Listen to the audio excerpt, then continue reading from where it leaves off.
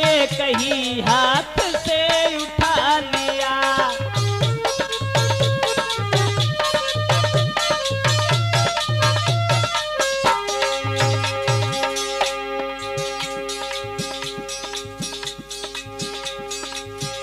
देखा श्री जनक राज ने जब सीता ने धनुष उठाओ है, दरबार में तुरंत पहुंच कर किए सबको ये वचन सुनाओ है।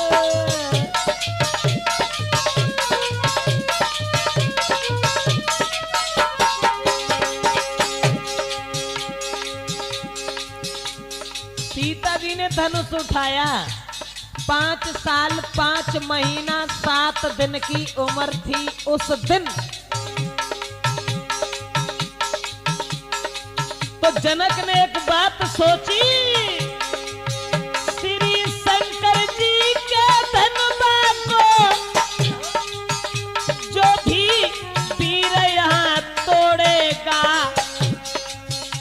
मेरी बेटी सीता के संग में वो बहादुर रिश्ता जोड़ेगा।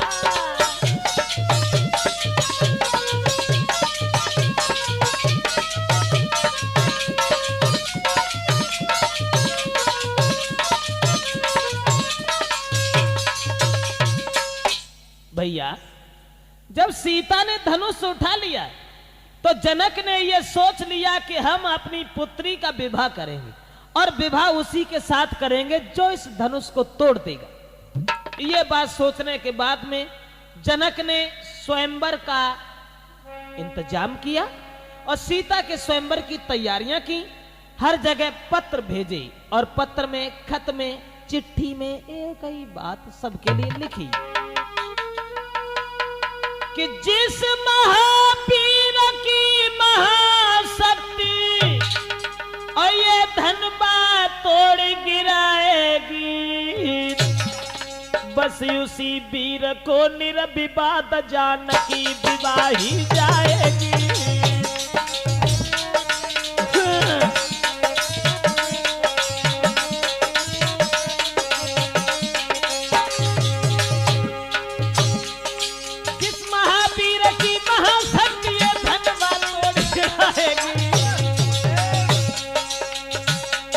बस उसी वीर को निर्विवाद जानकी विवाही जाएगी।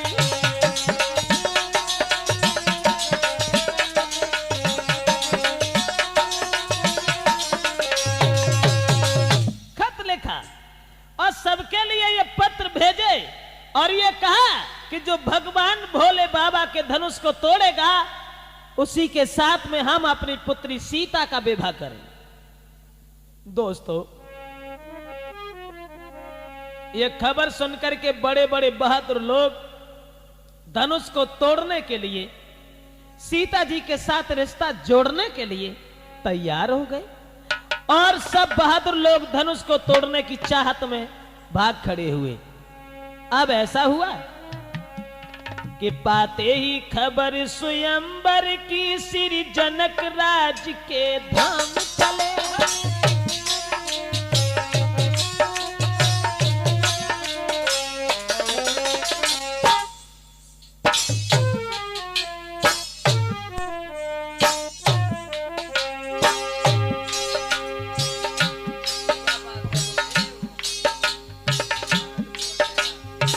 विश्वामित्र ने सुना आजमगढ़ में विश्वामित्र का आश्रम था और आजमगढ़ में विश्वामित्र ने सुना, कब सुना?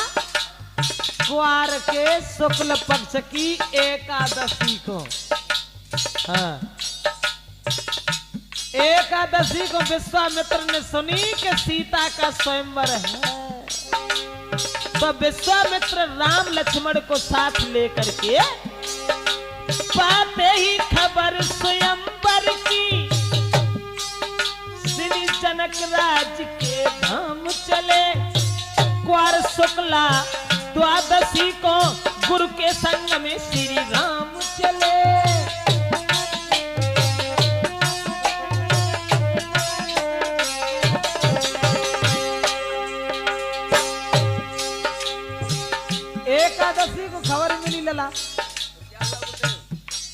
और क्वार के शुक्ल पक्ष की द्वादशी को राम लक्ष्मण को संगलो और विश्वामित्र स्वयंवर देखने के लिए चले।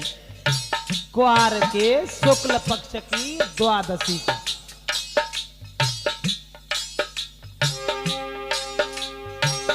अब बड़े आगे, थोड़ा आगे बढ़ के देखा। क्या देखा? राम ने देखा। थोड़ा आगे बढ़ के देखा, पीहड़ उजाड़ निर्जन बन है, पशु पक्षी नजर न आते हैं, सावन भी जहां भयानक है।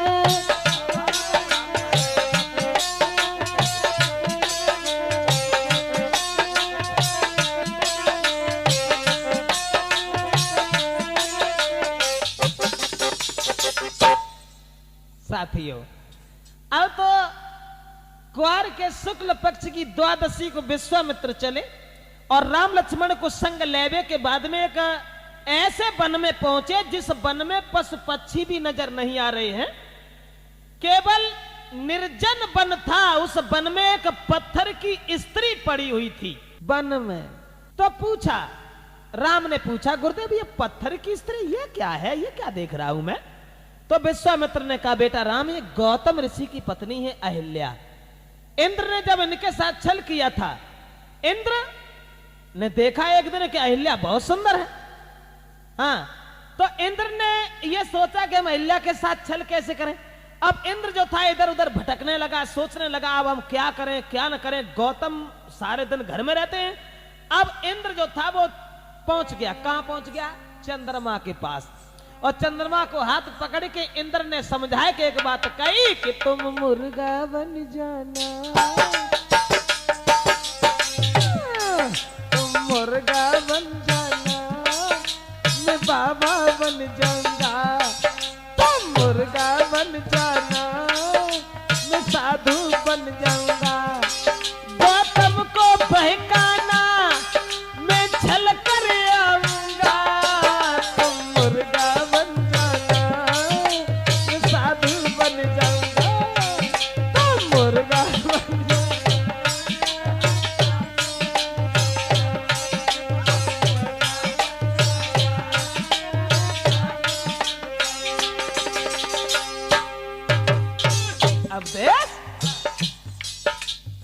विश्वामित्र पेड़ पर बैठा रहे कि राम को समझाने लगे कि इंद्र को चैन न आया अहिल्या को देख के। और चंद्रमा को हाथ पकड़ के बोले कि देखो चंद्रमा थोड़ी मदद करो हमारी। गौतम ऋषि जाते हैं गंगा स्नान करने के लिए। तुम रात समय जाना, आवाज लगा देना, मैं घर घुस जाऊंगा, ऋषि को बहका लेना।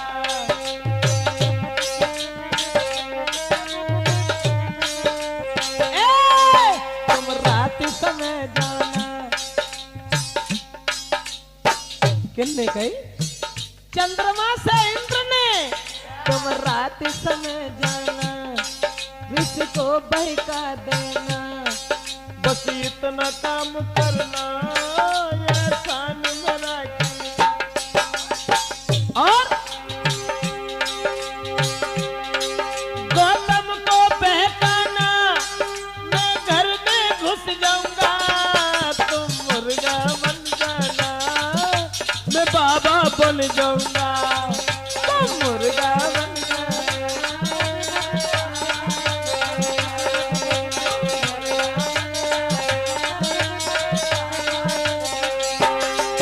गौतम को बहकाना, मैं छल कर आऊंगा। तुम मुर्गा बन जाना, साधु बन जाऊंगा। तुम मुर्गा बन जाना।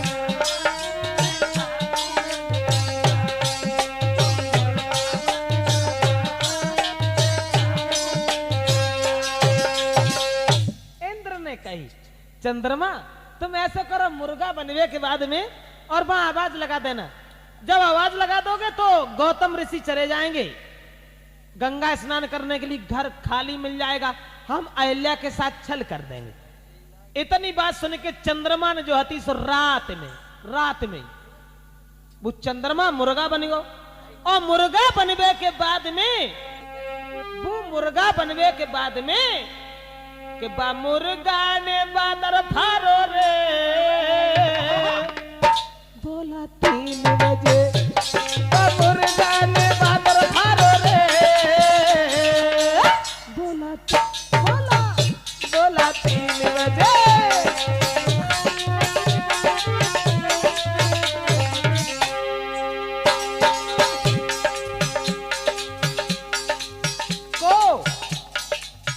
चंद्रमा मुर्गा बनके और वो रात में पहुंचो। गौतम ऋषि सो रहे थे, लेकिन वह चंद्रमा ने मुर्गा ने बादर फारो रे बोला 3 बजे।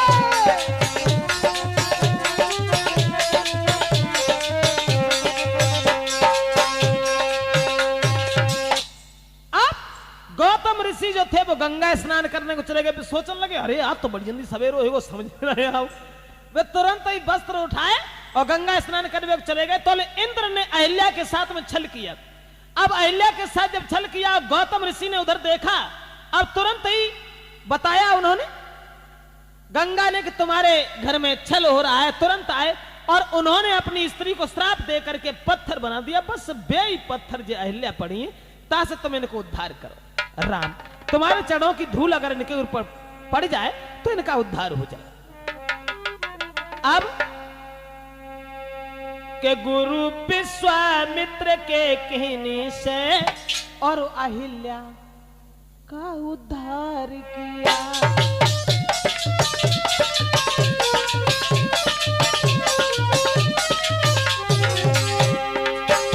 गुरु विश्वामित्र के कहने से उन अहिल्या का उद्धार किया।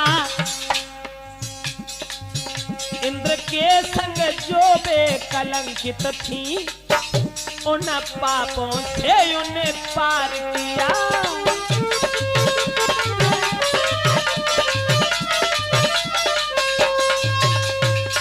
अहिल्या का उद्धार करने के बाद में भगवान मर्यादा पुरुषोत्तम श्री राम छोटे भैया लक्ष्मण को संग लेके अब आगे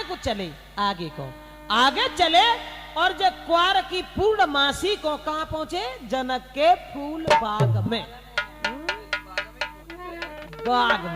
कि चले रघुराई राम चले हैं रघुराई के पहुंचे फूल बाग में जाई चले।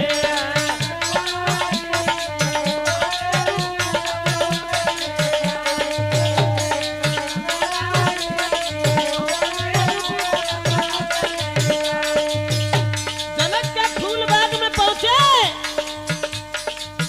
थी क्वार की पूर्णमासी।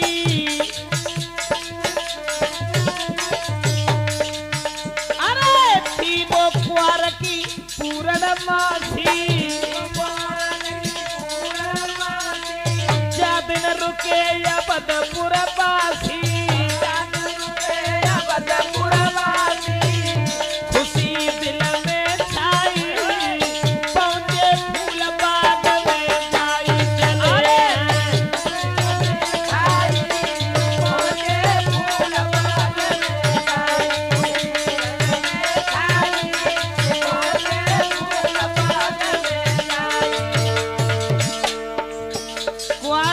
पूर्णमासी को राम और लक्ष्मण पहुंचे जनक के फूल बाग में। अब विश्वामित्र गुरु के ढिंग में बैठे लगन भ्रात के संग में कहे गुरु समझाई पहुंचे फूल बाग में जाई।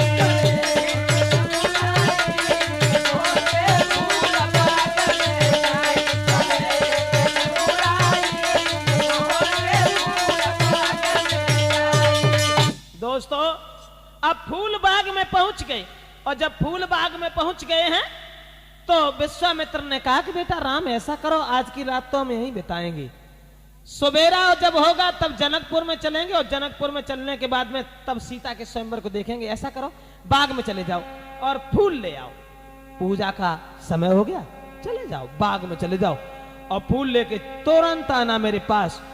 तो अब भगवान श्री राम और शेषा अवतारी लक्ष्मण गुरु विश्वामित्र की आज्ञा पाने के बाद में आज्ञा पाए के श्री राम चले,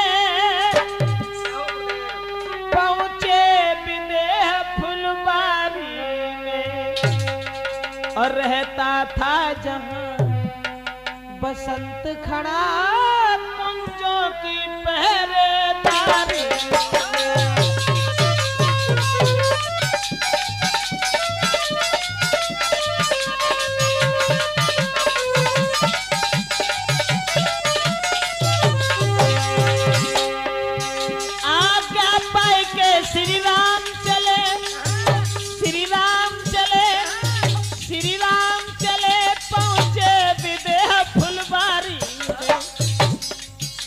रहता था जहां बसंत खड़ा कुंजों की पहरेदारी।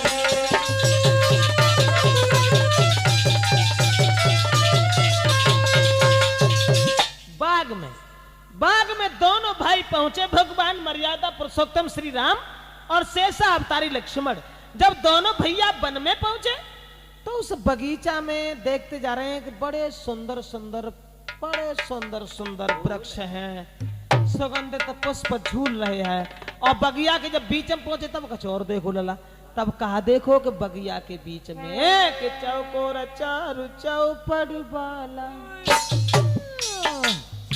बगिया के बीच सरोवर है, उसी सरोवर के समीप श्री गिरजा जी का मंदिर है।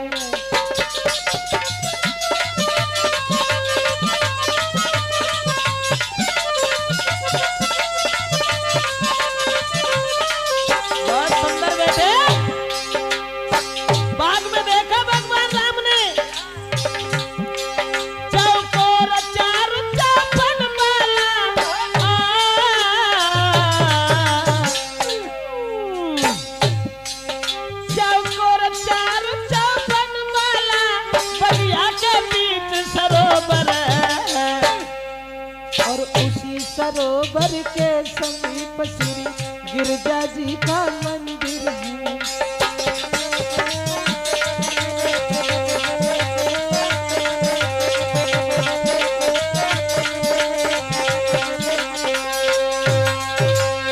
भगवान राम ने देखा एक बड़ा सुंदर तालाब है और तालाब के किनारे पर एक गिरजा का मंदिर है। अब उसी मंदिर के पास में दोनों भाई बैठ गए। कौन? भगवान श्री राम और शेषा अवतारी लक्ष्मण। अब दोनों भाई उस मंदिर के पास में बैठ गए, लेकिन उधर सीता जी सहेलियों को संग लेके और 22 दिन और 22 समय पे बाग में पहुंची। अब एक सहेली जो थी सीता जी के पास से बिछड़ी गई। इतले सखियन को संग जानकी, अब देश अरे ले सखियन को संग जानकी और फूल बाग में आई, और उत बगिया के बीच में बैठे राम लखन।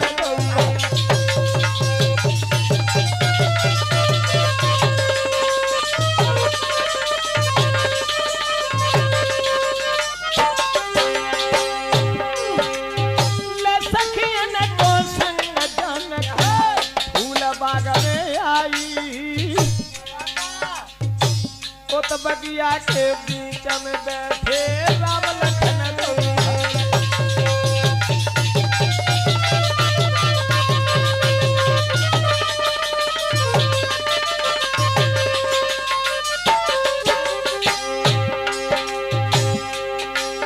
एक चतुर सहेली सीता जी की, एक चतुर सहेली सीता जी की पास राम के आई, देख के सुंदर बदन राम को रही गई नजर जमाई।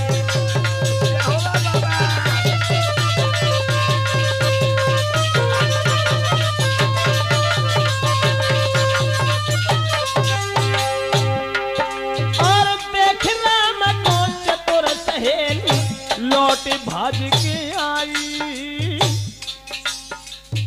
सीता जी के ढेंगा से राम के पास पहुंची और राम को देखो तो आंखें फाड़ के लगी लला। तुरंत लौट के भागी सीता जी के पास पहुंच के लौट भाज के आई। हाथ पकड़ के सीता जी को बोली उठी समझाई।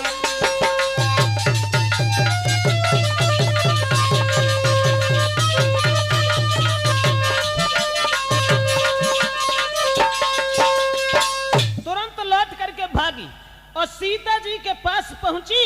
सीता जी को हाथ में पकड़ के जवाब दो सहेली, इतने सुंदर दो राजकुमार इस बगीचा में बैठे हैं जिनके सुंदरता की बढ़ाई 2, 4, 10, 20 दिन नहीं सारी जिंदगी करें फिर भी कम है। लेकिन सहेली हमें तो केवल ये मालूम पड़ता है जिनकी कहानी हमेशा सुनते रही। वही भगवान श्री राम के सुना सजनी राम बगिया में राम बगिया में आए।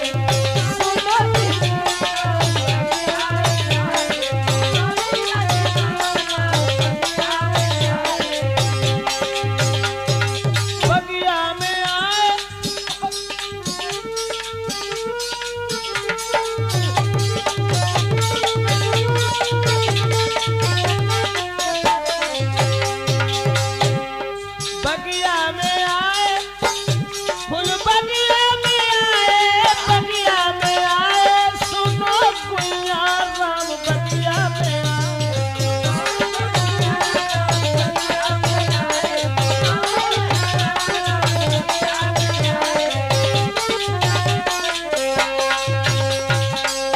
बताया।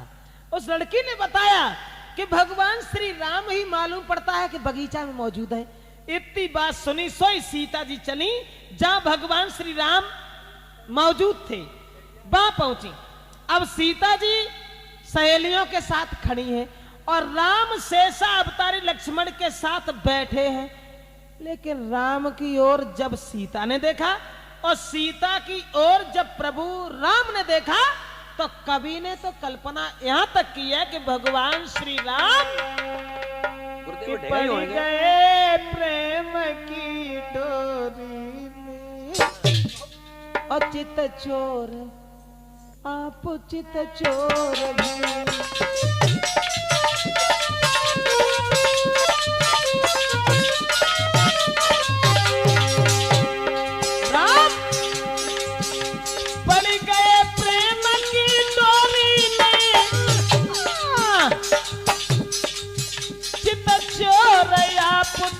चोर भय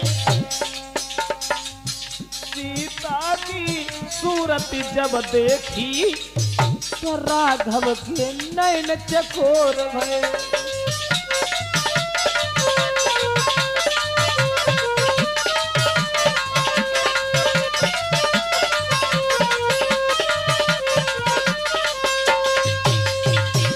भगवान श्री राम अब चेहरा की ओर निहार करके चकोर बन गए और सीता जी राम की ओर निहार करके चकोर बन गई।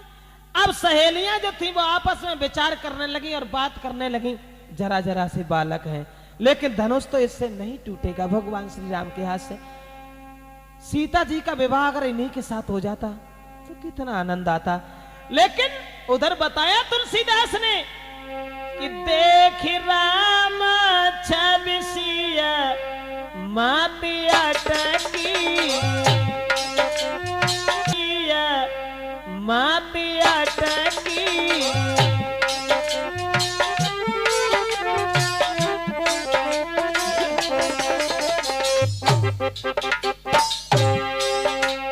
देख राम गति सिय मति अटकी। देख राम छवि सिय मति अटकी। देख राम छवि सिय मति अटकी।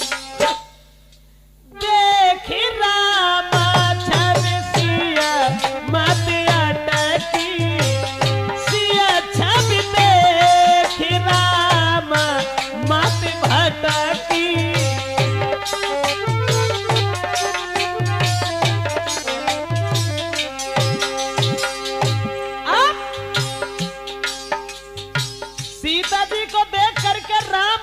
पड़ गए और राम को देख करके सीता जी असमंजस में पड़ गई। ऐसा ही नहीं, ओ भाई पार्वती प्रेम भवानी गूंग स्वाद गति सकई न बानी।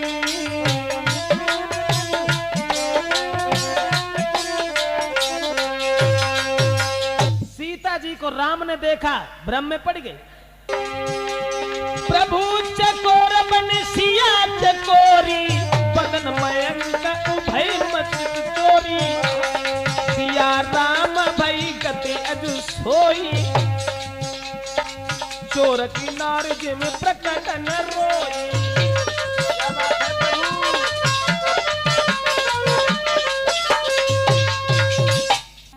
सीता जी मंदिर में पहुंच गई अंदर पूजा करने के लिए, और इधर गुरु विश्वामित्र के पास में भगवान श्री राम और लक्ष्मण लौट करके चले आए।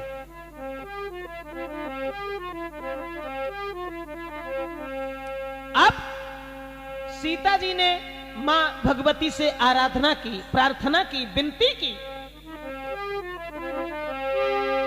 तो सिया मरम लखसिया भवानी।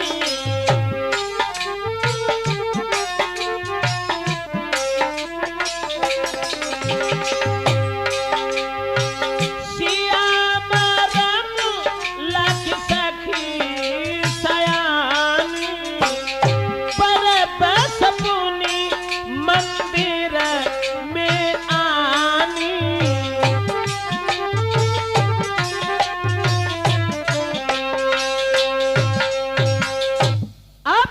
सीता जी जब भवानी के पास मंदिर में पहुंची हैं, तो उधर मां गिरजा ने वरदान दिया, आशीर्वाद दिया कि पुत्री सीता, चाहे धनुष को तोड़ने के लिए हजारों पुरुष जुट जाएं, लेकिन तुम जिसे दिल से चाहोगी बस उसी के हाथ से भगवान भूतनाथ का धनुष टूटेगा।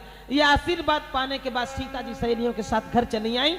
उधर विश्वामित्र के पास में राम और लक्ष्मण बैठे हुए थे, लेकिन जनक को खबर मिली कि भगवान श्री राम यहाँ पर मौजूद हैं, भगवान श्री राम आए हुए हैं। तो उसी समय जनक जो थे प्रभु राम के पास पहुंचे गए, जहां विश्वामित्र के पास बैठे थे। अरे करके बिनती श्री जनक राज उन्हें लेके संग बुलाई है, लाए संग बुलाई है। नव दुल्हन जैसी जनकपुरी अच्छी तरह से जो सजाई है।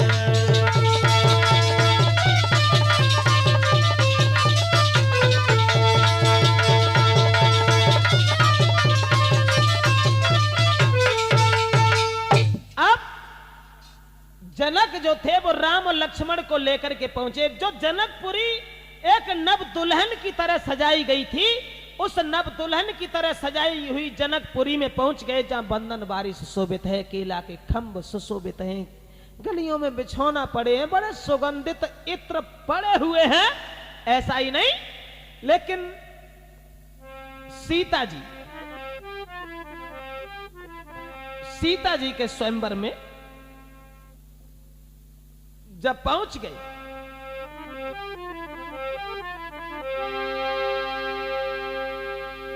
उधर सीता जी चली कहां?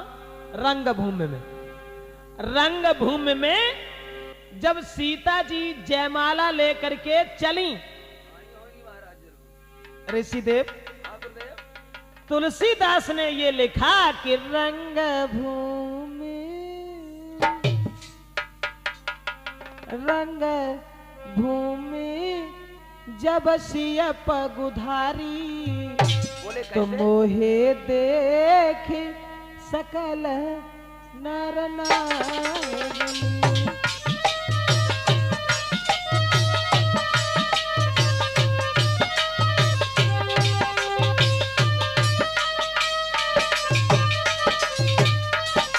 बहुत सुंदर बच्चे।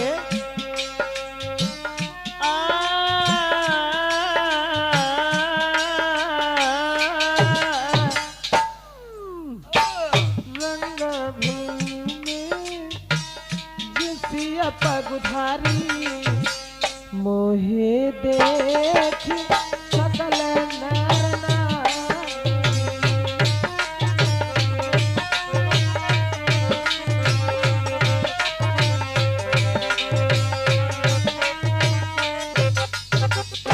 अब तुलसीदास ने तो ये लिखा कि रंग भूमि जब सिय पगुधारी तो मोहे देख सकल नर नारी। यानी रंग भूमि में जब सीता जी ने कदम रखा तो ये गड़बड़ है गई। समझ में की बात है गुरुजी वहीं बैठे। तुलसी अब चक्कर यह है ना कि रामायण में हर जगह शंका है। तुलसीदास ने तो ये बताया कि रंग भूमि जब सिय पगुधारी, यानी सीता जी ने जब उस रंग भूमि में कदम रखा तो सीता जी को देख करके कि मोहे देख सकल नर नारी। यही शंका है महाराज। शंका तो केवल जवाब की है ना। जब तुलसीदास ने कही कि सीता जी को देख के स्त्रियां और पुरुष सब मोहित हो गए, और वे तुलसीदास रामायण में एक जगह ये लिख रहे हैं कि मोहन नारी नारी के रूपा पनगार यही रीति अनुपा।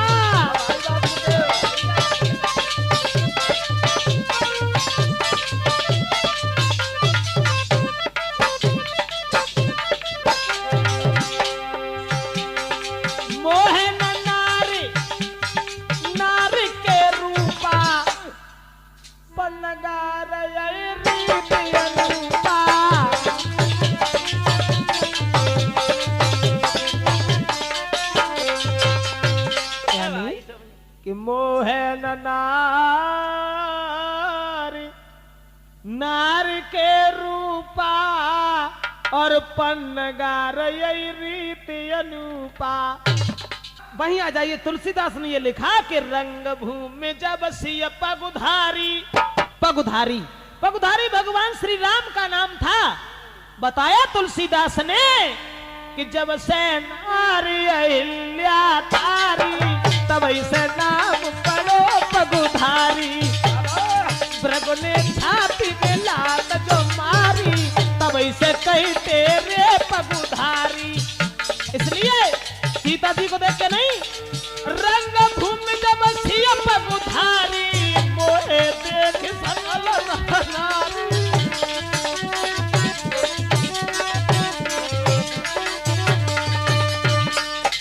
यानी पगुधारी के रंग भूमि जब सिय पगुधारी तो मोहे देख सकल नर नारी। सीता जी को नहीं, पगुधारी पगुधारी भगवान श्री राम का नाम था। अब राम को निहार करके स्त्रियां और पुरुष सब मोहित हो गए। आप आ जाइए आगे। ऐसा हुआ उस रंगभूमि में सीता जी जयमाला लिए खड़ी हैं और श्री राम विश्वामित्र के पास बैठे हैं। बड़े बड़े बहादुर लोग धनुष को तोड़ने के लिए जाने लगे, जोशीले बाजे बज रहे हैं। अब धनुष टूटना बहुत बड़ी बात थी, एक तिल भी किसी ने उस धनुष को हिला नहीं पाया। अब तुलसीदास ने फिर एक शंका कर दी। उन्होंने ये लिख डाला कि भूप सहस्त्र दास ए कही बारा।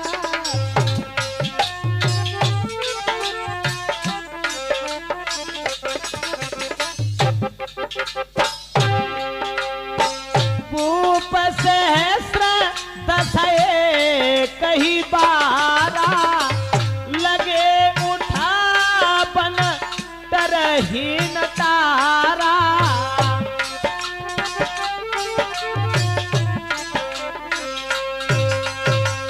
तुलसीदास ने यह बताया कि भूप सहस्त्र दस एक सहस्त्र 1000 का होता है। तुलसीदास ने यह लिखा कि भूप सहस्त्र दस एक ही बारा और लगे उठा बन तरहीन तारा। यानी 10,000 राजा एक ही बार धनुष से चिपट गए। अब धनुष नहीं हिला। अब असमंजस की बात, एक शंका की बात कि 10,000 राजा धनुष से चिपट गए धनुष को तोड़ने के लिए, लेकिन राजेश 10,000 राजन के 20,000 हाथ तो हो ही गए। फिर वो धनुष के तो लंबो हतो जो 20,000 हाथ बन गए। या 10,000 राजा जब धनुष तोड़वे के लिए लग गए और धनुष टूट जातो तो फिर सीता जी किन किन के जयमाला डालती। लेकिन ऐसा नहीं, तुलसीदास ने लिखा, गलत नहीं लिखा कि भूप सहस्र 10 एक ही बारा, यानी 10,000 राजा एक ही बार धनुष से चिपट गए। लेकिन भगवान भोले बाबा के धनुष में वो करामात थी, जितने बलवान लग जाते थे उतना ही धनुष लंबा हो जाता था, सबकी ताकत को खींच करके अपने वजन को बढ़ा लेता था। 10,000 राजा लग गए, धनुष नहीं हिला, जोशीले बाजे बजना भी मंद पड़ गए। जनक उठ करके खड़े हो गए और कहने लगे सभा के लोगों, आज समझ गया मैं, आज मैं समझ गया, अब समझ लिया उन पुरखों की, अब समझ लिया उन पुरखों की, संतानों में तासीर नहीं।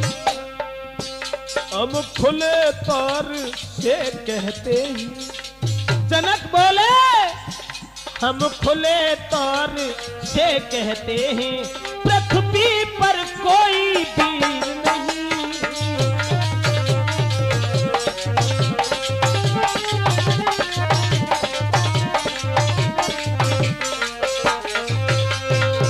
आज पता चल गया। जनक उठ करके खड़े हो गए और कहने लगे सभा के लोगों, आज पता चल गया कि दुनिया में कोई बहादुर नहीं, कोई बहादुर नहीं।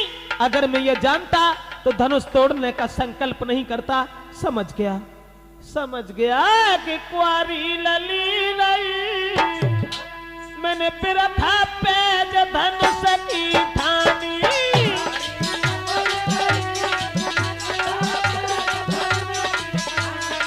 कुंवारी धिया नहीं, बिरथा पेज धनुष की ठानी।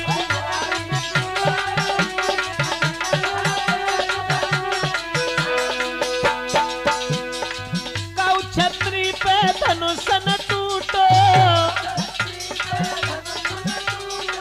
सब बिन भाग लली को फूटो, हमारी हंसी भई मेरा था पेज धनुष की ठानी।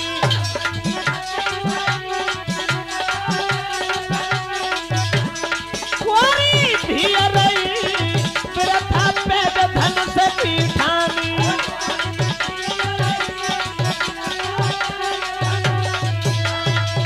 महाराज जनक कहने लगे, अब हम समझ गए कि दुनिया में कोई बहादुर नहीं, कोई पहलवान नहीं। अगर बहादुर होता तो धनुष तोड़ देता। इसलिए सभा के लोगों, अरे मुंह की ओर क्या देख रहे हो तुम लोग, मुंह की ओर क्या देख रहे हो कि तजहुआस निज निज घर जाऊ और रचो न विधि वैदेही विवाहु। सीता जी के विवाह की आस को छोड़ करके और सब लोग अपने अपने घर के लिए चले जाओ। आज मैं समझ गया कि दुनिया में कोई बहादुर नहीं। दोस्तों, सबकी नजर नीचे को झुकी हुई थी, लेकिन शेष अवतारी लक्ष्मण से ये बात सहन नहीं हुई और लक्ष्मण उठ के खड़े हो गए। क्या कह रहे हो जनक, क्या कह रहे हो? बोले इतना महाघात कयो न पुरखों की तासीर नहीं। क्या कहा जनक? अरे फिर से बोलो, जब दुनिया में कोई वीर नहीं। क्या कहा जनक?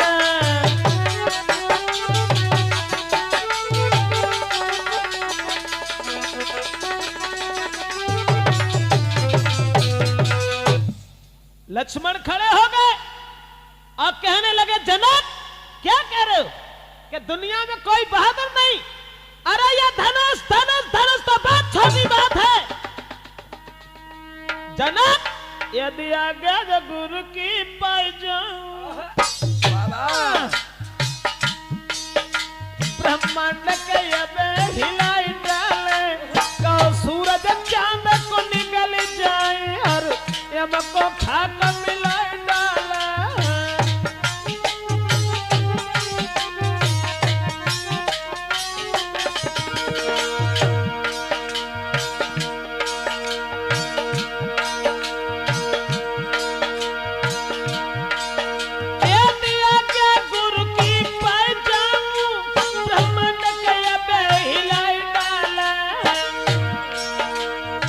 सूरज चांद को निकल जाए और यम को खाक मिलाई डाले।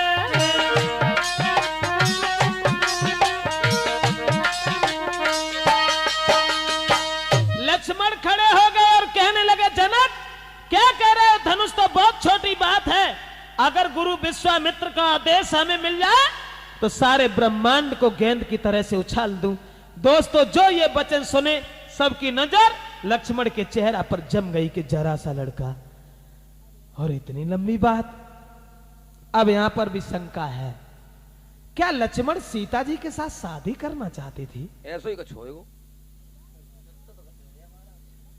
बात एक और थी, लक्ष्मण सीता के साथ शादी तो नहीं करना चाहते थे, उसमें कारण सिर्फ यह था कि सूरवीर मर सकता है लेकिन कभी इस तरीका की बात नहीं सुन सकता, इसलिए लक्ष्मण को बोलने में विवश होना पड़ा। लक्ष्मण सीता के साथ शादी नहीं करना चाहते थे। तो गुस्सा में कह गए। हाँ, तो विश्वामित्र कहने लगे बैठो लखन खामोश, ये काम तुम्हारा है नहीं, व्यर्थ बढ़ाते जोश। विश्वामित्र ने लक्ष्मण को बैठा दिया और विश्वामित्र ने भगवान श्री राम से संकेत किया कि राम धनुष तोड़ो, जनक के संताप को दूर करो। उसी समय राम चले। जब राम की उम्र 14 साल 6 महीना 5 दिन की थी, अब 14.5 साल की उम्र में और भगवान श्री राम धनुष को तोड़वे के चले। अब बड़े बड़े बहादुर लोगों ने देखो तो हंसन लगे कि चिड़िया चली पहाड़ उठाए, देखो देखो जे धनुष उठाती। ऐसे ही हो तो। लेकिन राम की ओर निहार करके सीता जी बड़ी परेशान है, सोच रही है कि इतने बलवानों से धनुष नहीं टूटा तो भला प्रभु राम के हाथ से कैसे धनुष टूट जाएगा। लेकिन राम बढ़त चले गए और एक हाथ से उन्होंने धनुष को उठा लिया। कब? लगत कार्तिक परिवा के दिन। हाँ, अच्छा। और परिवा वाले दिन जब धनुष उठा लिया, लेकिन वो धनुष फिर पता नहीं कब झुका, धनुष या बाजी कयाई कानूनी।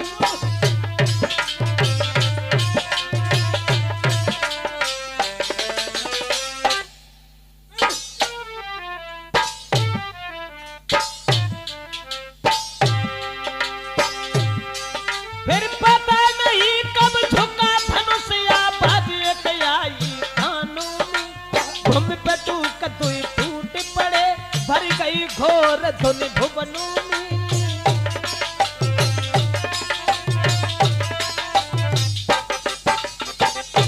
अब लगत कार्तिक परिवा वाले दिन भगवान श्री राम ने धनुष तोड़ दिया और धनुष जैसे टूटो सब लोग जो थे राम के चेहरा की ओर चकोर बन गए, टकटकी लगा के निहारते रहे। और सीता जी की सहेलियां बोली चलो अब तो धनुष टूट गया, जयमाला पहनाओ। और सीता जी राम के पास ठाड़ी मही। तब राम की उम्र थी 14.5 साल की और सीता की उम्र थी 6.5 साल की। अब राम की गर्दन तक ना पहुंच पाई, उचक के रह जाती हैं। तो सीता जी की सहेलियां राम से बोली कि झुकी जाइयो लला रघुवीर, लली मेरी बारी है, झुकी जाइयो।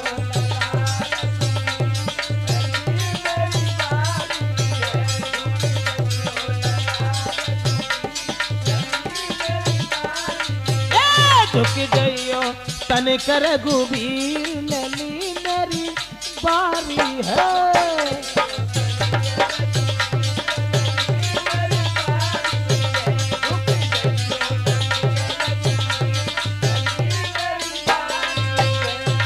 राम ना झुके, ठाड़े रहे। मन में सोची चलो झुके जा तो कौन सी बड़ी बात है।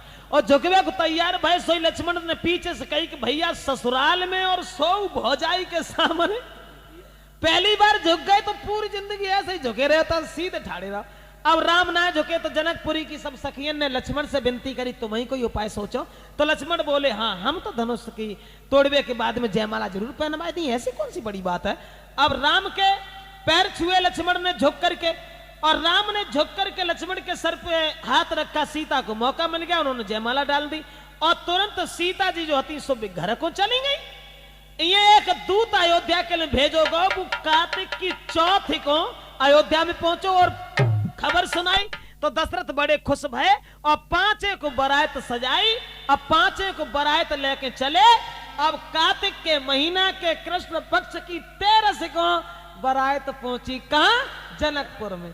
और हुवन जाए के लला ऋषि देव बरात भगवान श्री राम की 39 दिन रुकी। 39 दिन, बहुत दिन रुकी, समझो। अब 39 दिन बरात हुवन रही। बाके बाद अगेन के शुक्ल पक्ष की 5 को राम का विवाह हुआ सीता के साथ में। और राम का ही विवाह नहीं, लक्ष्मण का उर्मिला के साथ हुआ, भरत का मांडवी के साथ हुआ, शत्रुघ्न का श्रुतकीर्ति के साथ हुआ। चारों भाइयों का विवाह हुआ और शादी हुए के बाद 35 दिन बरात फिर हुई रही। उतत पूस दशमी को बरात जो हती से लौटवे को तैयार भाई। अब हुए दशमी को बरात लौटवे को तैयार भाई। कार्तिक में गई, उतत पूस दशमी को लौटवे को तैयार भाई। तो नवमी के दिन जब भोजन करवे के लिए बैठारे गए लोग बाग, तो जनकपुरी की लड़कियां बोली चलो आज गारी गाने कल बरात चली जाए। अब वे गारी गान लगी थाड़ी मई। तो राम ने लक्ष्मण से एक बात कही, देखो लक्ष्मण तुम्हारी एक आदत बहुत गलत है, तुम बीच में बोलने लगा तो। ससुराल है जो कोई जैसी कछु कहे सुनता रहियो, बोलियो ना।